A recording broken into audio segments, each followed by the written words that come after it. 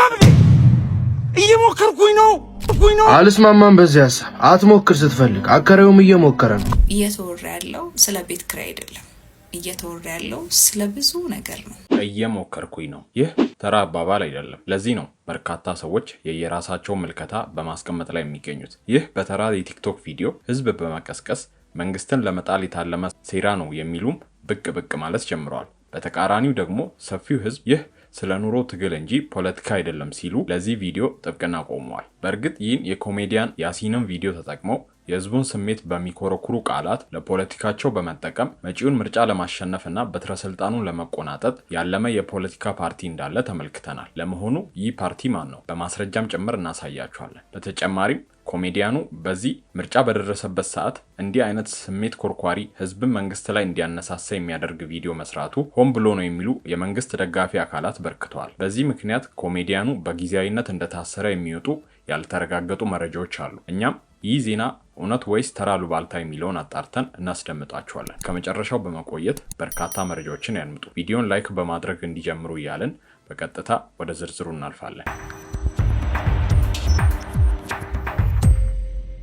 ሰሞኑን ኮሜዲያን ያሲን የሰራው ቪዲዮ መነጋገሪያነቱ ቀጥሏል። እየሞከርኩ ነው የሚለው ቪዲዮ የአብዛኛው ኢትዮጵያዊ እውነት የሚገልጥ በመሆኑ በብዙዎች ዘንድ አድናቆትን አግኝቷል። ይህ የኮሜዲያን ያሲን ቪዲዮ በውስጣችን ደብቀን የያዝናቸውን ጭንቀት፣ ተስፋ የመቁረጥ ስሜቶችና የመትረፍ ወይንም ሰርቫይቫል ትግላችንን በመስተዋትነት ያሳየን ድንቅ ስራ ነው። እየሞከርኩ ነው የሚለው ቃል ለብዙዎች የዕለት ዕለት ድካም፣ የኑሮ ውድነት እንዲሁም የስነ ልቦና ጫና መገለጫ ነው። ኮሜዲያን ያሲን ከዚህ በፊት በተለያዩ የኮሜዲ ስራዎቹ በደንብ ይታወቃል። የተለያዩ ካራክተሮችን በመጫወት የሚታወቀው ኮሜዲያን ያሲን በተለይ ደግሞ በዶንኪ ቲዩብ እንዲሁም በራሱ የቲክቶክ አካውንት በርከት ያሉ የኮሜዲ ስራዎችን ሰርቷል። የአሁኑ እየሞከርኩኝ ነው የሚለው ቪዲዮ ግን እንደሌላው ጊዜ የኮሜዲ ዘውግ ያለው ቪዲዮ ሳይሆን ትንሽ ጠጠር ያለ እንዲሁም ጠንከር ያለ መልእክት የሚያስተላልፍ ቪዲዮ ነው። እየሞከርኩኝ ነው ስለ ቤት ኪራይ ብቻ አይደለም። እየሞከርኩኝ ነው ስለ ብዙ ነገር ነው። ብዙዎች እየሞከሩ ነው። በሊቢያ በኩል ድህነትን ለማምለጥ እየሞከሩ ያሉ አሉ። እየሞከሩ ህንድ ውቅያኖስ ውስጥ ሰምጦ የቀሩ አሉ። በየአረብ ሀገሩ በየቀኑ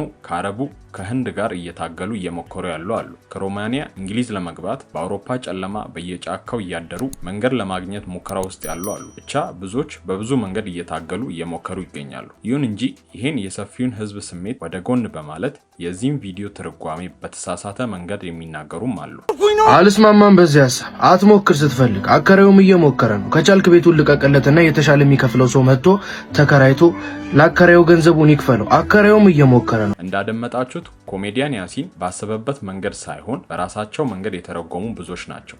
የቪዲዮ ጭብ አንድን አከራይ ለመውቀስ ወይንም ለመኮነን ሳይሆን ህይወትን እንዴት እንደሚጋፈጥና ለማሸነፍ እየሞከረ እንዳለ ነው። ይልቁኑ ለአከራዮች ድምጽ የሚሆን ቪዲዮ ከዚህ ቀደም እንደሰራም ይታወቃል። ይሁን እንጂ ይህን ጥሩ መልእክት ወደ ፖለቲካ በመውሰድ ኢዜማ ፓርቲ ለራሱ ፍጆታ ተጠቅሞታል። እንደምትመለከቱት እየሞከርኩ ነው የሚለውን መልእክት በመውሰድ ለራሱ ዓላማ ለመጠቀም ሞክሯል። ይህ ደግሞ አግባብነት የሌለው ነው ሲሉ በርካቶች ይናገራሉ። ውድ ቤተሰቦቻችን ይህን የኢዜማን ተግባር ተገቢ ነው ይላሉ? ሀሳባችሁን ኮሜንት ላይ አስቀምጡልን። በተመሳሳይ ሁኔታ ደግሞ የገዢው መንግስት ደጋፊዎች ነገሩን መንግስትን የመጣል ሀሳብ ነው ሲሉ ይደመጣሉ። የመንግስት ካድሬ የሆነው የመንግስት ስም ለማጠልሸት ነው በማለት ተራ የፖለቲካ ፕሮፓጋንዳውን ይሰራበታል። መጻፍ ስለቻለ ብቻ ይዘባርቃል ሲሉ በርካቶች ይተቻሉ። አንዳንዶች ደግሞ የሰው ልጅ መጣር መስራት አለበት ይላሉ። ለዚህ ደግሞ አንድ ጥያቄ ይቀርባል። እስቲ አካባቢያችሁን ፈትሹ፣ ጎረቤታችሁን አድምጡ። ሰው እንዴት ነው እየኖረ ያለው? ይህ ስለ ኑሮ ትግል እንጂ ፖለቲካ አይደለም። ሁሉንም ነገር ፖለቲካ አድርጋችሁ የህዝብን ድምጽ እንዳይሰማና ችግሮቻችን መፍትሄ እንዳይኖራቸው ከማድረግ ባሻገር ሌላ ጥቅም አይኖረው። ማንም የፈለገው መደገፍ ይችላል። ነገር ግን የህዝብን ቁስል እንደ ተራ አይታችሁ በተራ ቪዲዮ መንግስት አይቀየርም እያላችሁ ያላችሁ ሰዎች የእውነት ይህን አሳፋሪ ሀሳባችሁን ተውት። የዚህ ሀሳብ አራማጆች ቢያንስ ህዝብ ላይ ስታላግጡ ከህዝብ ጋር እንደምትኖሩ ባትዘነጉት መልካም ነው። በእርግጥ ህሊናችሁ አይወቅሳችሁም ወይ ብሎ ለመናገር ህሊና ያለው ሰው እንዲህ አይልም። ከሆናችሁም ደግሞ ህዝብ ላይ ለማላገጥ አትሞክሩ፣ የወጣችሁት ከዚህ ህዝብ ነውና የሚሉ የቁጭት ሀሳቦች በየማህበራዊ ድረገጹ ላይ ተመልክተናል። እናም በራሳችሁ ጫማ ውስጥ ሌላውን ለመለካት አትሞክሩ። ሁሉም ኢትዮጵያውያን ለመለወጥ፣ ገቢውን ለማሳደግ፣ ሀብት ለማከማቸት ሳይሆን በልቶ ለማደር፣ ልጆቹን ለማስተማር ለመኖር እየሞከረ ነው ሲሉ የዚህ የኮሜዲያን ያሲን ቪዲዮ ደጋፊዎች ይናገራሉ። በተቃራኒው ደግሞ እየሞከርኩኝ ነው የሚለው አሳፋሪ ትሬንድ ነው በማለት በዚህ በኮሜዲያኑ ቪዲዮ ላይ ጠንካራ ትችት የሚያደርሱ ሀሳብ ሰጪዎችንም ተመልክተናል። ይህ ርዕስ ስንት ጊዜ እንደሚገለን ለማወቅ ጠለቅ ብሎ ማሰብ ራሱ አያስፈልግም። ምን አይነት ሰዎች ይህንን ነገር በምን ምክንያት ወደዱት የሚለውን በቅደም ተከተል እንመልከተው ይላል ሀሳብ ሰጪያችን። አንደኛ፣ ቃሉ ላይ ትልቅ ችግር አለበት። እየሞከርኩኝ ነው ካልክ በሙሉ አቅም አንድ ነገር ላይ አትቆይም። ጭንቅላት ለራሱ የፈጠረው የእርካታ ቃል ስለሚሆን በአጭሩ ኮስተር ብለ አደረግኩ ማለት እንዳትችል ስለሚያደርግ ነው። ሁለተኛ፣ ለመሸነፍ ጥሩ ምክንያት መደርደሪያ ታገኛለህ። ሁሌ ጠዋት ለመነሳት እየሞከርኩኝ ነው ትላለህ። ክብደት ለመቀነስ እየሞከርኩኝ ነው አትበል። ብድሩን ለመመለስ እየሞከርኩኝ ነው አትበል እያለ ሀሳብ ሰጫችን ይቀጥላል። ሶስተኛ፣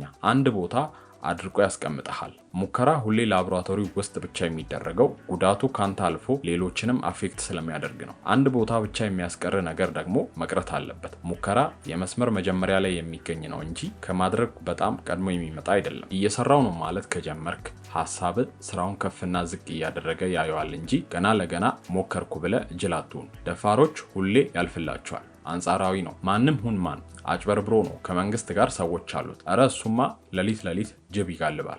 የምታስብላቸው በመከራ ሳይሆን በማድረግ ነው። ወንድ ደግሞ እየሞከርኩ ነው አይልም ሲል የኮሜዲያን ያሲንን ቪዲዮ በመቃወም ሀሳቡን ይቋጫል። ኮሜዲያን ያሲን በዚች ባጭር ቪዲዮ የኢትዮጵያን ሕዝብ ያለበትን የኑሮ ከፍታ እያለፈበት ያለውን የስቃይ ጉዞ የሚገልጽ የብዙሃኑን ጩኸት ነው የጮኸው። ሁሉም ሰው በየቤቱ ነገን ለማየት እየሞከረ ነው። እየሞከርኩኝ ነው በያሲን የብዙሃን ድምጽ። የዓመቱ በጥበብ የተሞላ ድንቅ መፈክር ነው የተሰጠን። እያንዳንዱ ሰው በራሱ መንገድ የሚታገልበት የግል ችግር አለበት። ሁላችንም እየሞከርን ነው። ሰው ላይ ከመፍረዳችን ወይም ከመውቀሳችን በፊት ህይወት በራሱ ምን ያህል ፈታኝ እንደሆነ ከግምት ውስጥ ማስገባት፣ ሁኔታውን እና ጥረቱን መገንዘብ ሰውኛ ነው። የሌሎችን ህይወት ሙሉ ገጽታ አናውቅም። የምናየው ማየት የፈለግነውን ወይንም ማየት የቻልነውን ትንሽ ክፍል ብቻ ሊሆን አይችልም። ሰዎች የተሳሳተ ነገር ሲያደርጉ ወይም ሲያቀታቸው ሁልጊዜ በቸለተኝነት ወይንም በክፋት ላይሆን ይችላል። ውስብስብ የሆነ ሁኔታዎች፣ የጀርባ ታሪኮችና የግፊት ምክንያቶች ውጤት ሊሆን ይችላልና የያሲኖን እየሞከርኩኝ ነው የዓመቱ ምርጥ በጥበብ የተሞላ መልእክት ነው። እርግጥ ይህ ድምጽ የብዙዎች ድምጽ ነው። ይህ